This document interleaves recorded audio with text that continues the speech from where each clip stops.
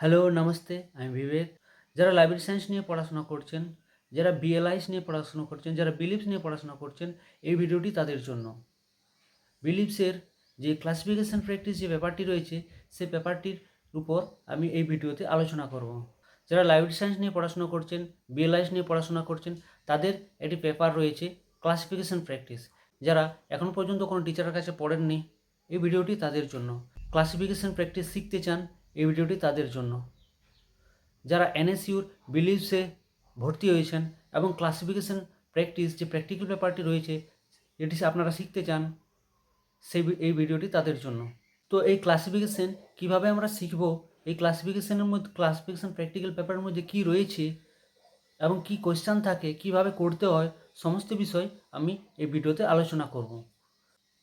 তো ভিডিওটি দেরি না করে চলুন শুরু করা যাক, যে এই ক্লাসিফিকেশন প্র্যাকটিসে কী রয়েছে, কীভাবে করতে হয় না করতে হয়, সমস্ত কিছু আমরা এই ভিডিওর মাধ্যমে শিখে নেব। তো আমি এখন যে বইটি খুলে রেখেছি সেই বইটি ক্লাসিফিকেশন প্র্যাকটিসের বই, এবং এই বইটি কিন্তু আপনাদের পরীক্ষার হলে দিয়ে দেবে। এবং আপনাদের ক্লাসিফিকেশন প্র্যাকটিসের দিন এক্সাম হলে যে কোয়েশ্চেন পেপারটি দেবে সেটাতে কি থাকবে না, সেই কোয়েশ্চেন পেপারে বিভিন্ন বইয়ের নাম দেওয়া থাকবে। সেই বইয়ের নামগুলো ক্লাস নম্বর আপনাদের এই যে বইটি রয়েছে Dewey decimal classification and relative index devised by Melville Dewey 19 edition, এই বইটি থেকে সেই ক্লাস নম্বরগুলো আপনাদেরকে বার করতে হবে, তৈরি করতে হবে। তো কিভাবে তৈরি করতে হবে আমি সমস্ত কিছুই ভিডিওর মাধ্যমে বলবো।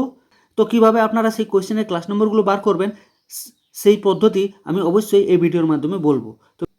তো ভিডিওটি স্কিপ না করে প্রথম থেকে শেষ পর্যন্ত দেখবেন, কি বলছি, কিভাবে বলছি। যদি আপনি সমস্ত কিছু বুঝে নেন তাহলে অবশ্যই আপনি ক্লাসিফিকেশনের ক্লাস নাম্বারগুলো তৈরি করতে পারবেন।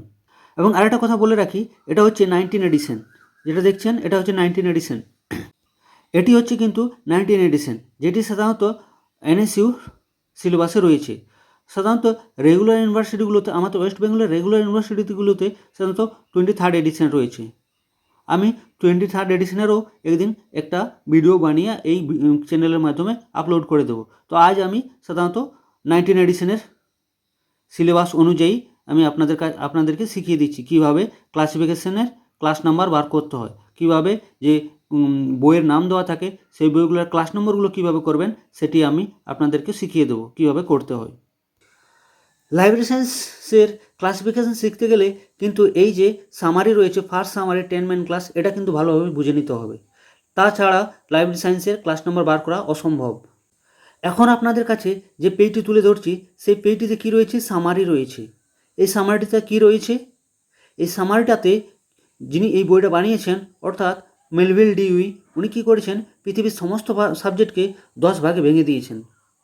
অর্থাৎ দেখুন, 00 জেনারেটিস, 100 philosophy, 200 religion, 300 social science, 400 language, 500 pure science, 600 technology, 700 arts, 800 literature, 900 general geography and history. অর্থাৎ এগুলোতে কী রয়েছে না, তোমার 200 রিলিজিয়ান, অর্থাৎ রিলিজিয়ান সংক্রান্ত, অর্থাৎ ধর্ম সংক্রান্ত সমস্ত বিষয়ের নাম্বার আপনি 200 আন্ডারে পেয়ে যাবেন। মানে ধর্ম সংক্রান্ত সমস্ত বই আপনাকে 200 আন্ডারে করতে হবে ক্লাস নম্বরগুলো, যেগুলো পরীক্ষার হলে আপনাদের যে কোয়েশ্চেন পেপার থাকবে সেখানে যদি ধর্ম সংক্রান্ত যদি কোনো কোয়েশ্চেন আসে তাহলে কিন্তু আপনাকে 200 আন্ডারে করতে হবে। যদি সোশ্যাল কোনো সাবজেক্ট আসে তাহলে 300 আন্ডারে করতে হবে। যদি ল্যাঙ্গুয়েজ সংক্রান্ত কোনো বিষয় পড়ে তাহলে আপনাকে 400 আন্ডারে ক্লাস নম্বরটা করতে হবে। যদি সায়েন্সের কোনো বই দেওয়া থাকে তাহলে সেই বইটির ক্লাস নাম্বার আপনাকে 500 আন্ডারে করতে হবে। যদি টেকনোলজির আন্ডার থেকে, অর্থাৎ যদি টেকনোলজি বিষয়ের কোনো বই থাকে তাহলে সেটি 600 আন্ডারে আপনাকে করতে হবে। যদি আর্টস অর্থাৎ কলা, স্পোর্টস, গেম কোনো যদি সেই বিষয়ের যদি কোনো বই থাকে সেই বইয়ের ক্লাস নম্বর আপনাকে 700 আন্ডার করতে হবে। যদি সাহিত্য সংক্রান্ত কোনো সাবজেক্ট থাকে, যদি সাহিত্য সংক্রান্ত কোনো সাবজেক্টের বইয়ের ক্লাসিফিকেশান আপনাকে যদি করতে বলে, ক্লাস নাম্বার যদি আপনাকে বার করতে বলে, তাহলে আপনাকে 800 আন্ডারে সেই ক্লাস নাম্বারটি ফেলতে হবে বা সেই ক্লাস নাম্বারটি করতে হবে।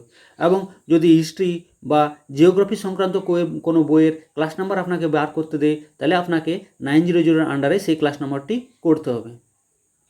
তো এই ভিডিওতে আমি সাধারণত সামারি, কোন সাবজেক্টের বই কার আন্ডারে পড়বে সেই সমস্ত তথ্য আপনাদের এই ভিডিওর মাধ্যমে দিলাম। তো পরবর্তী ভিডিওতে আমি আপনাদেরকে নেক্সট পরবর্তী স্টেপ কী হবে সেটা আমরা সেই পরবর্তী ভিডিওতে আপনাদের কাছে তুলে ধরবো সেই বিষয়টি, কিভাবে আপনারা নেক্সট স্টেপে আপনারা যাবেন।